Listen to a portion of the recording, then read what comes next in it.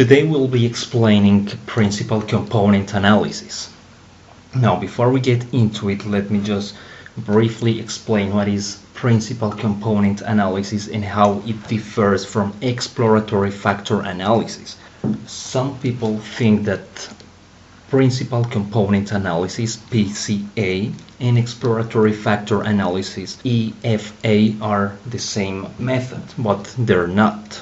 These are two analyses that are quite similar but have major differences. Now, as a simple rule of thumb, just keep in mind the following. You have to run a PCA if you want to reduce your correlated observed variables to a smaller set of important independent compositive variables. And you have to run an EFA if you wish to test a theoretical model of latent factors causing observed variables. Now, on SPSS, when you want to run a PCA or a EFA method, you actually have to click on the same buttons. We are going to show this later. Now, which are the similarities between PCA and EFA? So, basically, both are used as a variable reduced technique. The measurement scale using both has to be both either interval or ratio. The random sample, at least 5 observations per observed variable and at least 100 observations. Large sample sizes are recommended for more stable estimates. There should be a linear relationship between the observed variables, and finally, if the commonalities are large, close to 1, the results could be similar between PCA and EFA. Again, I'm going to show this in greater detail during this video. So let's just start here. We are going to use the same data set we have been using during the past videos. So again, you can download this from the blog or from the YouTube channel. So in order for you to perform a PCA, you just have to come to Analyze, go to Dimension Reduction and click on Factor. Here I'm going to change this to display variable names only, and we are going to take our variables to the right box. Now, click on Descriptives, and you have to activate the boxes Coefficients, Reproduced, Anti-Image, and the KMO and Bartlett Test of Sphericity. This is really important. Click on Continue, so you go back to the Factor Analysis main box. Click on Extraction. Here, keep this method, Principal Components. This option is just taking the first m loadings from the principal component solution and multiply them by the square root of the corresponding eigenvalue. Later you will see what the eigenvalue is. Now, this principal component is attempting to explain all of the variance in the variables and not just the common variance. And you want to keep this everything as default, except that you want to click also here the script plot. The script plot is just a graph of the eigenvalues against all the factors, and this graph is really useful to determine how many factors to retain. So you will see a point of inflection in the graph. You will see this later after we have run the analysis. So click on Continue, go back here, go to Rotation. This is also extremely important, the rotation of the PCA. So there are two main classes of factor rotation methods, orthogonal and oblique. To make it really short, orthogonal rotation assumes that the extracted factors are independent and the rotation process maintains the same reference axis of the factors at 90 degrees. Oblique rotation, on the other hand, allows for correlated factors instead of maintaining independence between the rotated factors. Now, there are 3 major methods of orthogonal rotation: Varimax, Querymax, and Equimax. Of these three approaches, Verimax has achieved the most widespread use, as it seems to give the clearest separation of factors, and is the most used in the social sciences. So here we are going to choose Verimax. This rotation again is an orthogonal rotation, meaning that it results in uncorrelated components. Also, you want to select here the loading plots, and the maximum iteration for convergence we will keep everything as default. So continue, click on scores, click on save variables, and the method is regression. Click on continue, and finally in the options box keep exclude case listwise, and in the coefficient displayed format select sort by size, and also check suppress small coefficients. Click on continue, click on paste. Now we have the syntax editor opened. Select the code and click on run. So we have now here the results of our PCA on SPSS. It's time now for the interpretation of all these numbers. So the first table, as you can see here, is the correlation matrix. Here you want to check the numbers, these numbers, that they are bigger than r equals or bigger than 0.3. So as you can see here, this oblique or diagonal is always 1, because this is always to be perfectly correlated with this one, and trusting 1. So you can see here 1. We want to check if there are some variables that had a number below 0.3, and so far as you can see, we have here this Michael value that is a little in all these columns below 0.3, except here and here, what are just marginal. Of course, here's 1. So we want to keep an eye on this variable. As you can see here, the rest of the variables, with some exceptions, as here, they are with a correlation higher than 0.3.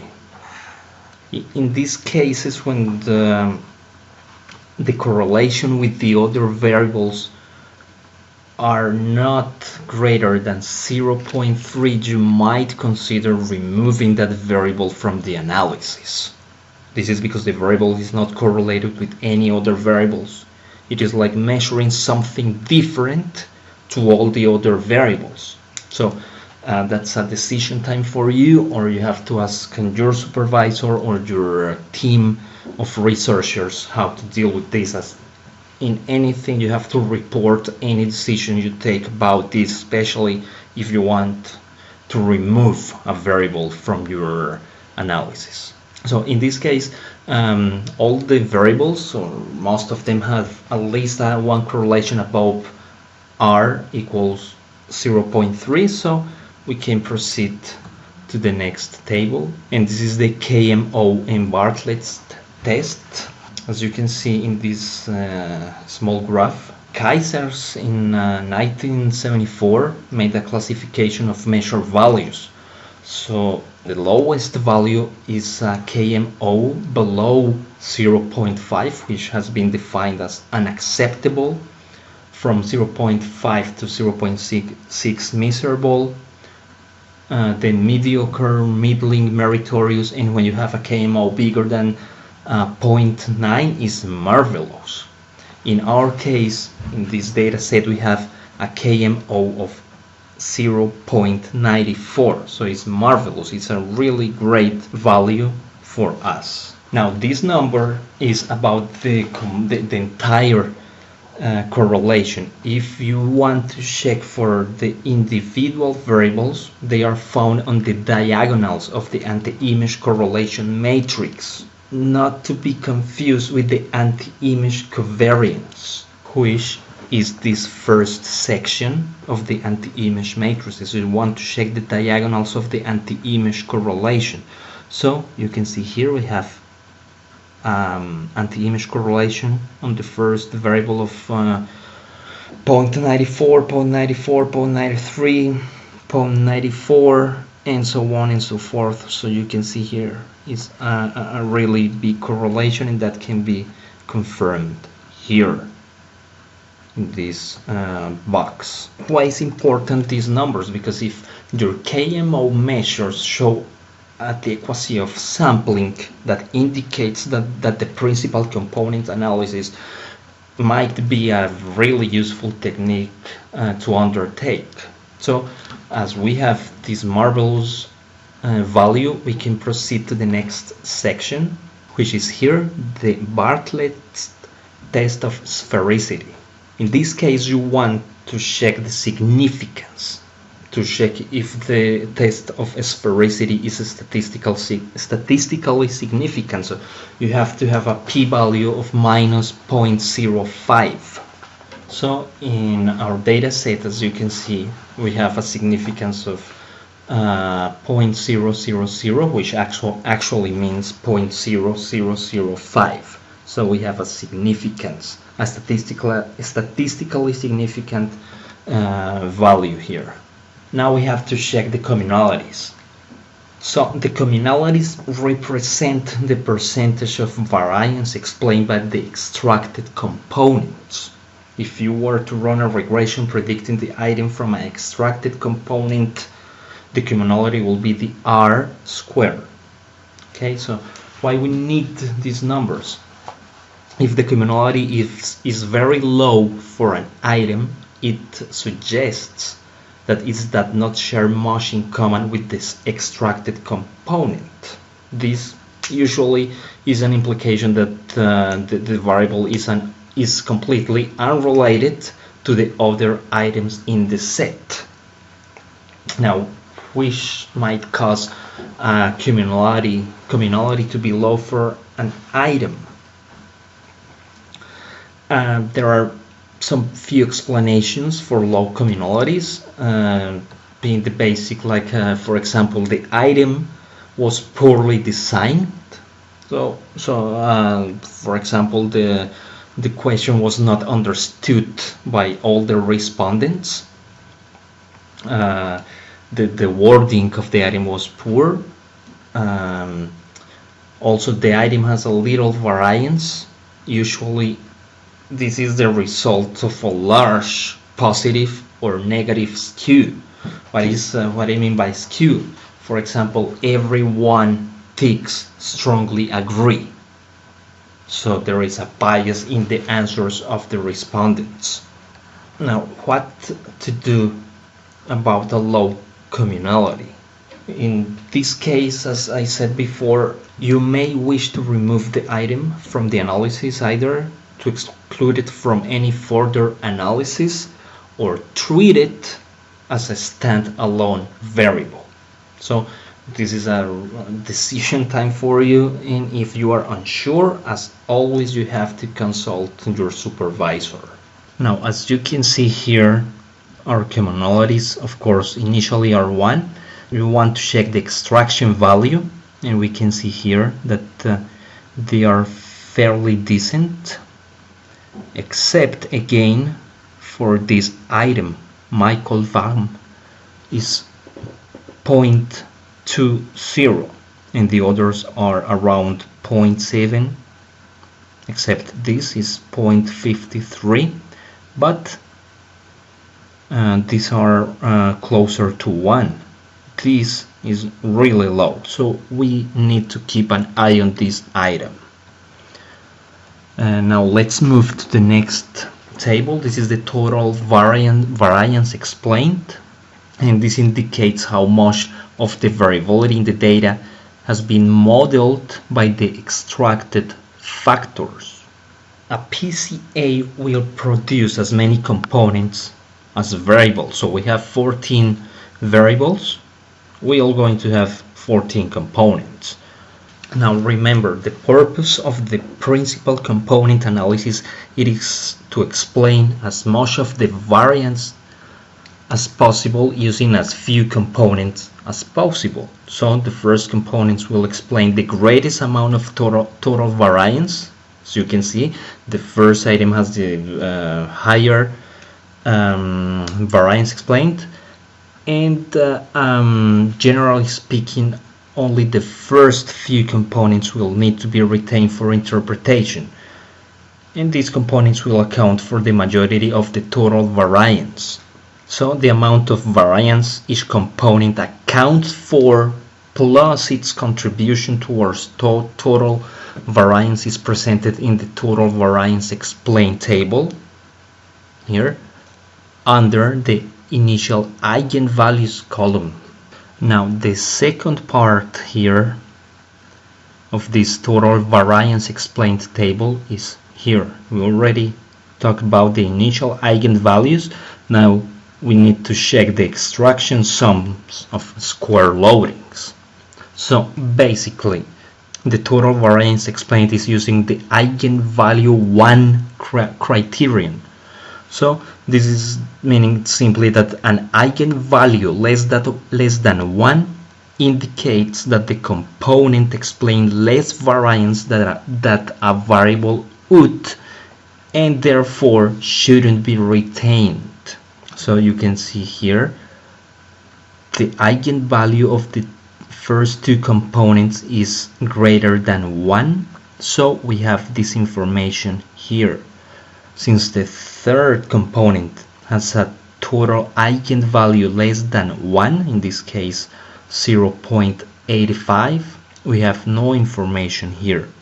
Again, this means that we should retain only these two components.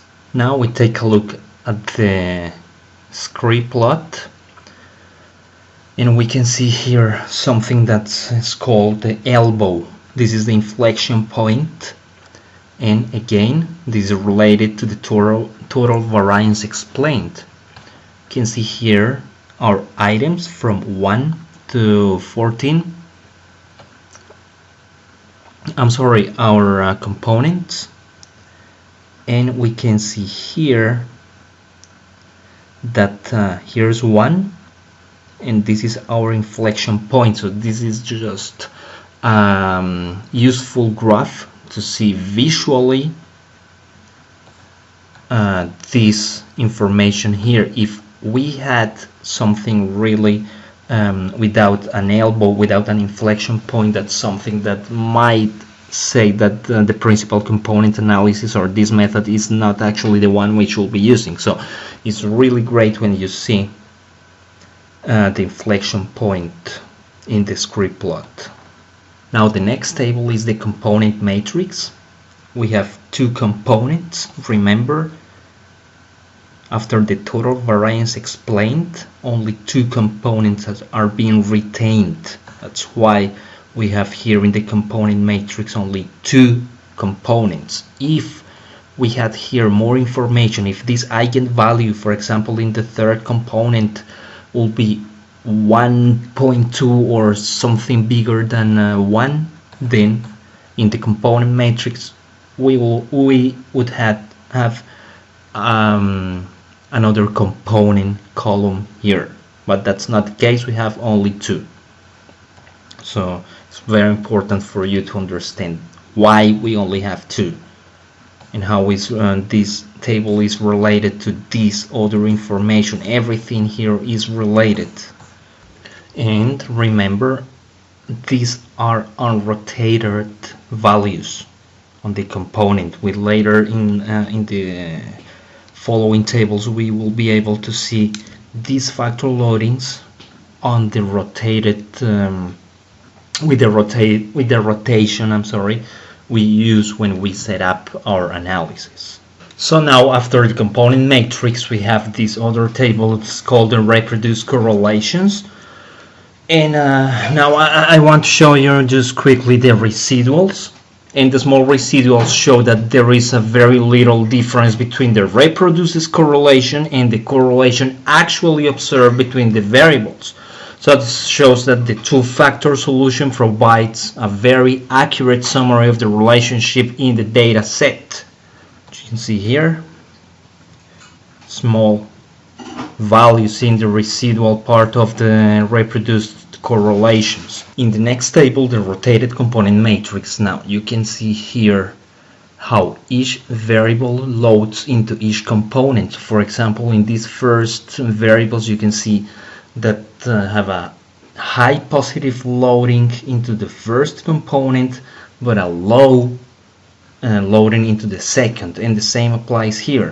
You see, for example, Michael, capable and skillful, competitive, have a high positive loading into the second component but a low on the first. So this way you can determine which variable belongs to which component. And later you can see the component transformation matrix, which gives basically information about the extent to which the factors have been rotated. In this case, the factors have been rotated through 45 degrees. And finally, you see the component plot in the rotated space, which is giving you basically a graphical help summarizing everything that has been showed to you in the previous tables. So with this we can conclude this video about the principal component analysis. Please make sure to visit the links that we will put in the post, in the blog and in the YouTube channel, so you can read in depth about everything that we have said here, and you can extend the knowledge that we just show you here. So I'll see you in the next video, and have a great day.